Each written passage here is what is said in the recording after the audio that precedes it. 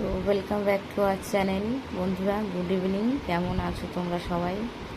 তো আমরা সন্ধেবেলায় হঠাৎ করে বেরিয়ে পড়লাম, কোথায় যাচ্ছি জানি না।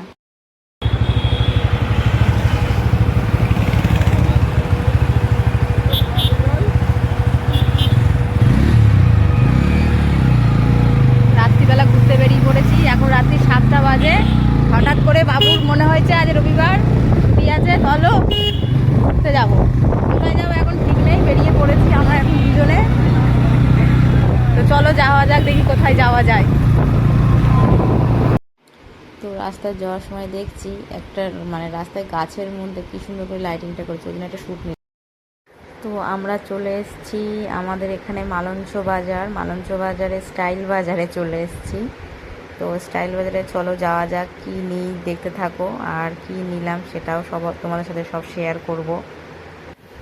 আমি বললাম নিচে ছিল জেন্টস কাউন্টার, তো বললাম যে চলো নিচের দিকে কিছু দেখি আগে। বলছে না, আগে উপরে চলো, উপরে লেডিস কাউন্টারটা উপরে। তা উপরে দেখছিলাম গিয়ে কী নেব না নেব। তো উপরে আমরা এসে গেছি। তো এখানে দেখো কত সুন্দর সুন্দর ড্রেস, কত কিছু আছে। তো নিলাম তো অনেক কিছুই, সেগুলো তোমাদেরকে দেখাচ্ছি চলো। তো এখানে একটু ভিডিওটা ফাস্ট ফরওয়ার্ড করে দিলাম, তা কারণ হচ্ছে এখানে আমরা অনেক কিছুই জিনিস দেখছিলাম কিন্তু কোনোটাও পছন্দ হচ্ছিল না। এখানে নিচ্ছিলাম আমরা হাসি মায়ের জন্য ড্রেস। তো ওর জন্য কোনটা নেব, কি নেব না নেব কিছুই পছন্দ করে উঠতে পারছিলাম না। ওর বাবা বলছে এটা নেব, যেটা হাতি দেখছে তোমরা এখন। আমি বলছি না এটা নেবো না, অনেক বড় হয়ে যাবে। তারপর বলছি না এটাই নাও, কাটিয়ে এটা ছোট করে নেবো। তখন বলছে না আর কাটাকাটি করতে হবে না, এমন একটা ড্রেস নিই যেটা কাটাকাটি ওর জন্য না করতে হয়, গিয়ে যেন পরাতে পারি। তো এরকম একটা ড্রেস আমরা খুঁজছিলাম। তো দেখো এখানে অনেকটাই অনেকগুলো ড্রেসই দেখেছি। যেহেতু মেয়ে দাদারা বলছিল এটা দেখো, আমরা বললাম না এটা আমার বড় হয়ে যাবে অনেকটা আবার। তো সেই জন্য আর ওইটা দেখলাম না। তো দাদাটা বললো ঠিক আছে তোমরা দেখো, আমি দেখাচ্ছি কোনটা নেবে, পছন্দ করো, আমি সবগুলোই দেখাবো। এখানে সব তো করা আছে, কোনো অসুবিধা নেই, যেটা ইচ্ছা দেখো। তো আমরা তো ড্রেস দেখতেই থাকছি, কোনটা নেব না নেবো ভেবেই পাচ্ছি না। যেহেতু একটা মেয়ে, বুঝতে হবে না ব্যাপারটা, একটা মেয়ে, বাবার রাজকন্যা, বাবার তো সব ড্রেস নিলে হবে না। এটা আমার পছন্দ হয়েছিল, বলছে না এটা অনেক ভারী, মেয়ের গরম হবে। আবার ওই দাদাটা বলছে এটা নাও, এটা হালকা আছে। বলছে না এটা অনেক লং হয়ে যাবে, মেয়ে আমার ঢাকা পড়ে যাবে, এই সব হচ্ছিলো সেখানে। তো ফাইনালি আমরা ড্রেস পছন্দ করে ফেলেছিলাম। দাদাটা প্যাক করে নিয়েছিল, তো আমরা বললাম দাদা একটু খুলে ওটা দেখিয়ে দাও ড্রেসটা। এই দেখো মেয়ের টপ অ্যান্ড মেয়ের স্কার্ট নেওয়া হয়েছে, ক্রপ টপ টাইপের নিয়েছি। ওর বাবা পছন্দ করে স্কার্টটা, আমি পছন্দ করেছি টপটা। তো তোমরা বলো কেমন হয়েছে ক্রপ টপটা আমার মেয়ে। তো স্টাইল বাজার থেকে সোজা নিচে চলে গেলাম, গিয়ে কাউন্টারে চলে গেলাম। কেন কি স্টাইল বাজারের সামনেই ছিল বাজার কলকাতা। তো আমরা ভাবলাম যে এক জায়গা থেকে সব নেবো না, ছেলেদের ড্রেসগুলো ওখানে গিয়ে দেখি, কারণ ছেলেদের ড্রেস আমার এখানে দেখেছি অতটা কীরকম পছন্দ হয়নি। তো বিলটা করে বেরিয়ে গিয়েছিলাম।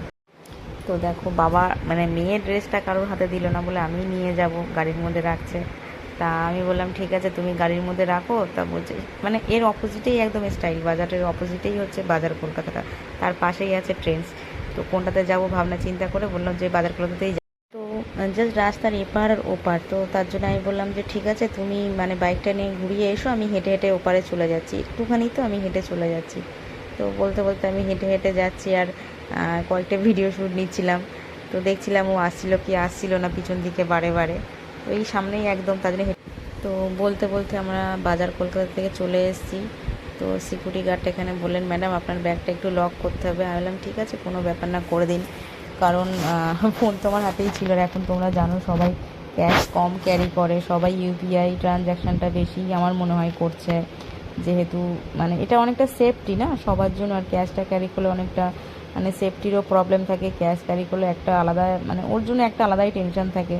ঠিক আছে, তো ওই ব্যাগটাও যেটা এর থেকে নিয়ে হয়েছিল স্টাইল বাজার থেকে, ওটাও করে দিয়েছিলো, লক করে দিয়েছিলো। তো এখানে আবার লেডিস কাউন্টারটা নিচে ছিল। তাও বলছে তুমি তোমার জন্য কিছু দেখো। আমি বললাম না আমার তো সেরকম কিছু নেওয়ার ইচ্ছা নেই, আগে বাচ্চাগুলোর নেই।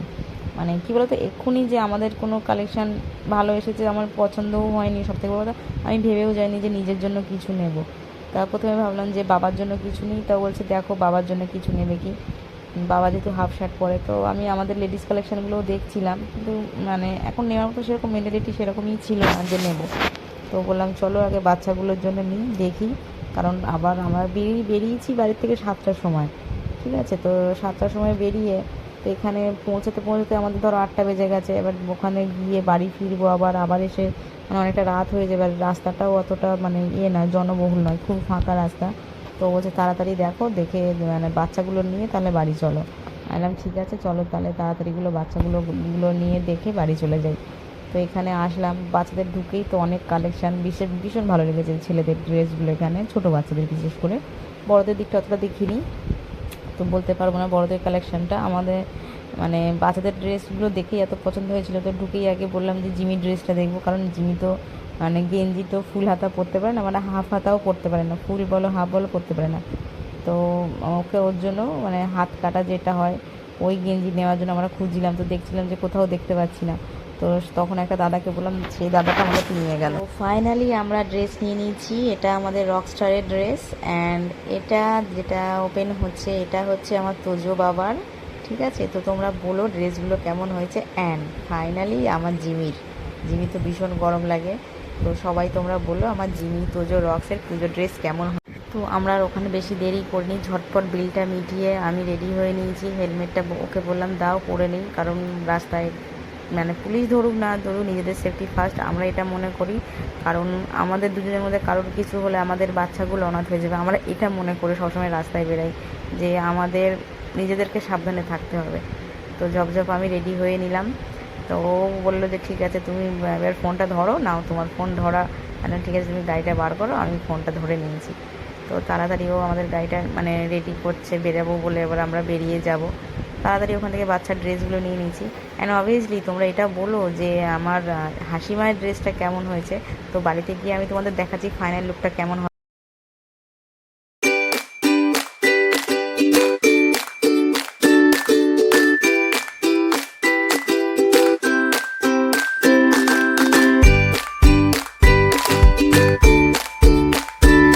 তো ঘুরে টুরে বাড়ি চলে আসলাম। তো দেখো বাড়ি এসে অবস্থা দেখো, এদের দেখো এদের দেখো কি আনন্দ দেখো। ঘুরতে যাওয়ার আর কিছুই না, বাচ্চাদের জন্য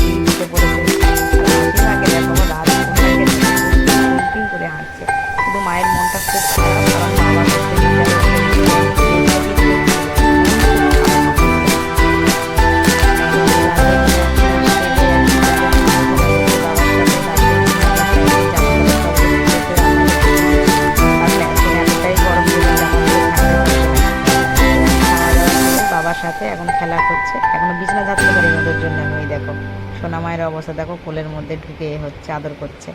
হ্যাঁ, আর জিমি তো বাবার কাঁথা কম্বল সব টেনে নিয়ে খেলাধুলা শুরু করে দিয়েছে। তো চলো বন্ধুরা, গুড নাইট, শুভরাত্রি অ্যান্ড সুইট ড্রিমস। তো তোমরা আমার ভিডিও কেমন লাগছে জানিও, একটু কমেন্ট করতে পারো। আর ভালো লাগলে বলতে পারো, না লাগলে সেটাও বলতে পারো। তোমাদেরকে বারবারই বলেছি যেহেতু আমি নতুন, আমি সেভাবে কথা বলতেও পারি না, কথা গুছিয়েও বলতে পারি না। আমার যেটা মনে হয়, মনে যেভাবেই আসে আমি আমার কথা বলে দিই। তো তোমাদের যদি মানে কিছু থাকে সেটা বলতে পারো। Tata, good night.